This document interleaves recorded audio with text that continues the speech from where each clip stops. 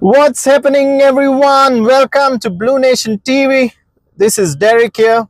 The word for today is evolution. Football never stands still. New champions are crowned, legends move closer to their final chapter in their careers, young players become tomorrow's stars, and clubs continue building for the new future. Today, we are talking about Spain becoming the world champions, Lionel Messi's future, Enzo Fernandez's red card, and one question that keeps coming into my mind: are Chelsea trying to build something similar to what we have just seen with Spain? Let's get into it. Spain, champions del mundo, champions of the world. They deserve to win the World Cup. I know you know they definitely deserve to win.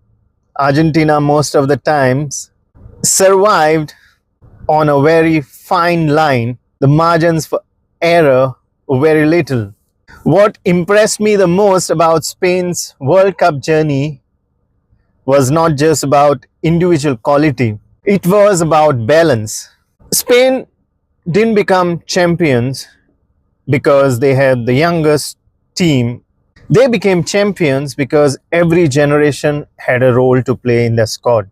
They had experienced leaders keeping everyone calm, the players in the prime producing constantly, Rodrigo de Paul, and there are so many, and also exciting young players like Pau Cubarsí stepping on the biggest stage of them all without fear. Nobody tried to do everything, but everybody trusted the system. Everyone understood its responsibility, and when you have that kind of balance, you become incredibly difficult to beat.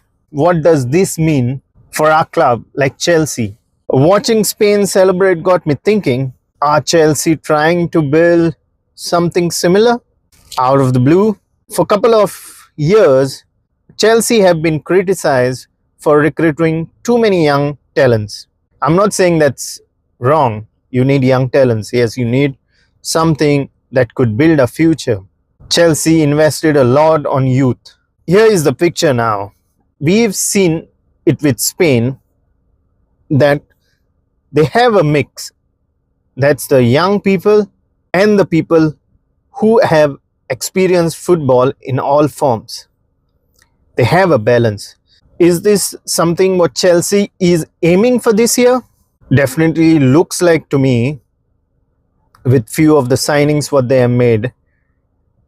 And I'm thinking, is this the game changer for Chelsea? They have also leaders like Reece James, Enzo Fernandez, Moi Caicedo, Cole Palmer. In their shadows, young players can develop. There are also links with Lacroix and many young talented people who will walk in through the doors of Chelsea. But we also have currently a lot of youngsters who are brilliant. We have Estevo, we have Kenda, we have Palestra, we have so many young talent. We have Mike Penders. Is this something new for Chelsea? Let me know what you say on this. For a while, it got me thinking, maybe Chelsea's goal was never to build the young squad in Europe. Maybe the goal was just to build a balanced squad. Might be a bit late into it. 4 years have already passed. The squad has the experience right now. They have the energy, they have leadership, they have quality, and there is a competition in all the position. Only time will tell by the time we finish this transfer window whether we are making the right decisions, we are moving in the right direction of what we need in having a balanced squad. Maybe in few years we look back and say this was a transfer window that completed the foundation. Now let's talk about Lionel Messi. This isn't a criticism, it's appreciation. Football has been lucky enough to witness one of the greatest players in the history of football the game has ever seen. A World Cup winner, multiple Champions League titles, Ballon d'Ors, records that may never be broken, but football always evolves. Every great generation eventually passes the torch. Watching this tournament felt like another reminder that football never waits for anyone. If this really is Messi's final World Cup, what a journey it's been for him. He leaves behind a legacy that very few players will ever match. What's next for him? Only he knows. But I am glad I got to see Lionel Messi, Cristiano Ronaldo. I don't know who is going to be the future torchbearer to be the face of football. Let me know in the comments. Now, Chelsea fans, Chelsea Football Club for last season had a tradition. And you know what the tradition is.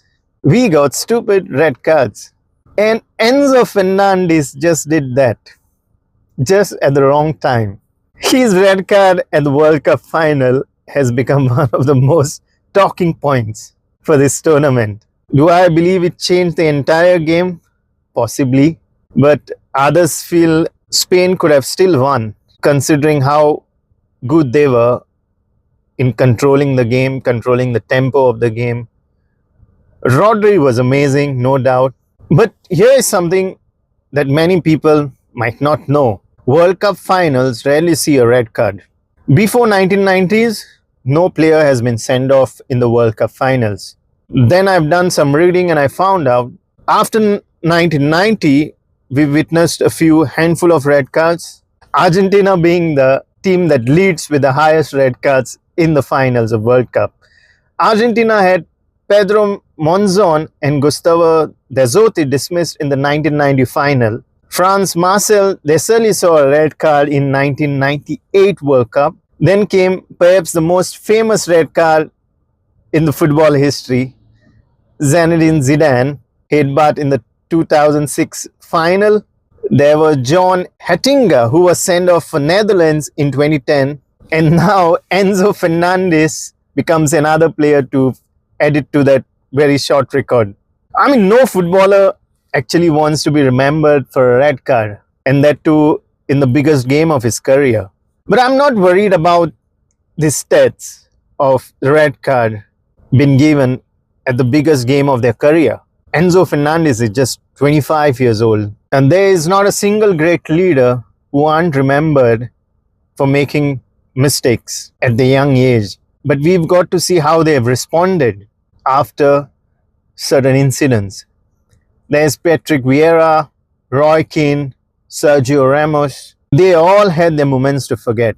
In fact, they wouldn't want to be remembered for those moments. But those moments actually helped them shape who they were next. Spain definitely took the advantage of Enzo Fernandez getting red card and then scoring a goal. But this could also be a moment where Enzo Fernandez matures and even becomes a stronger leader for Chelsea. I genuinely believe he could become the greatest. Sometimes your biggest setbacks becomes your greatest lesson. That's a thought what everyone should carry.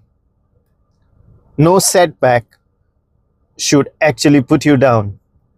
Thinking of setback, I just had my car breakdown today and I was worried, how am I going to fix it? It's not even a month end to get my paycheck. Enzo Fernandez is 25 and I'm just wondering, how is he going to come out of it? I think he's just going to be fine. These are the moments that they swallow their pride and just put the right foot forward. So congratulations to Spain again. Hard luck for Argentina. So that brings us to Chelsea. Chelsea is actually now mostly focused on their defensive reinforcements. Rodgers is going to have his medical today, so that department is mostly sorted out for us, the forward lineup, the midfield, until unless something drastic happens where Enzo has to move out. I don't even want to talk about it. I don't want to see him out of the club, as I said before. So defensive shape is something what we are really focused on. The Pep Chaveria, that deal could progress. I'm still 50-50 about it.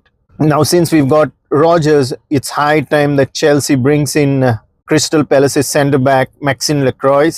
I believe the personal terms agreed. And Chelsea should move in quickly and get this Maxime Lacroix for us. We really require defensive enforcement. There were also links about Chelsea going in for Murillo from Nottingham Forest. Now, yes, we do require defensive reinforcements and we need to build on that very fast. Whoever they choose, whoever Chelsea chooses should fit Xabi Alonso's structure of how he plays. Basically, what we're looking for in the defenders is a defender who can play from the back, comfortable under pressure, very comfortable in fitting the modern style of play, and that's exactly what the best teams are doing. Spain actually have shown us how important it is to recruit players who fit the system, not just playing by big reputation, and Chelsea has a lesson or two to learn from Spain. So now I want to hear from you. Do you think Chelsea is building a balanced squad similar to that of Spain? Did Enzo Fernandez red card change the World Cup final? Would you rather sign Lacroix or Murillo to Chelsea? And if it was Lionel Messi's final World Cup game, where does he rank in football history? Let me know your thoughts in the comment section below, because that's what Blue Nation TV is all about. It's all about you. It's all about Chelsea fans discussing football together. Football is constantly evolving. New champions are crowned. Legends have unforgettable memories. Young stars emerge and club continue building towards success. Chelsea's story is still being written. Whether this recruitment strategy leads us to trophies, only time will tell. If you enjoyed today's discussion, don't forget to smash the like button, subscribe to Blue Nation TV if you haven't already, and hit the notification bell so that you never miss the latest episode. Thank you so much for watching. Till then, see you. Goodbye. Mogaso.